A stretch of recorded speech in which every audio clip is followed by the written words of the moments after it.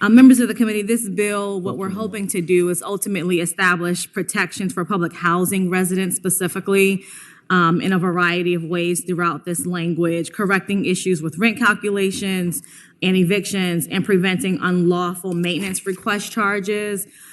There have been a number of instances where vulnerable residents have been the victims of miscalculations of their rent based on their income, and that miscalculation alone has resulted in overcharging residents, and in some cases evicting them for non-payment because of the incorrect rent calculation.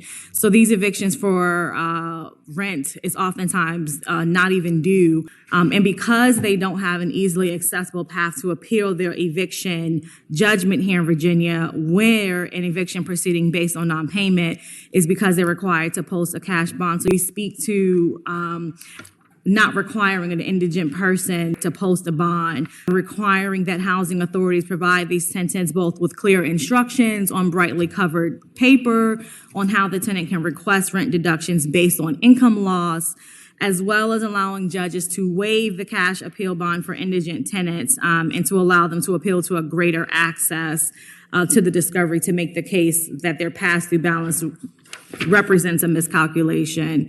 Additionally, there have also been reports that public housing authorities have been charging up to $100 to respond to after-hour maintenance requests, despite Virginia law clearly specifying that it is the duty of the housing authority to ensure the units are safe with needed repairs.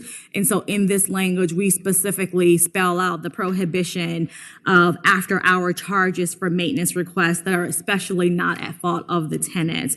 So we're making sure that the housing authority makes the individual aware of their rights for recalculation of their rent, especially if it's due to loss of income and they need that miscalculation to occur. Also making sure that in the case of maintenance repairs that are being required, they're not being unduly charged additional fees that the housing authority really is responsible for.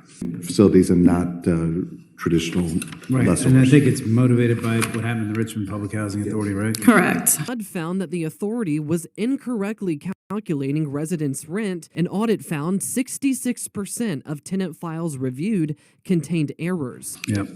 I'm also having similar issues down in Petersburg. Got it. Okay. Oh, can you?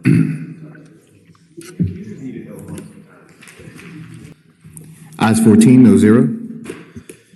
The bill reports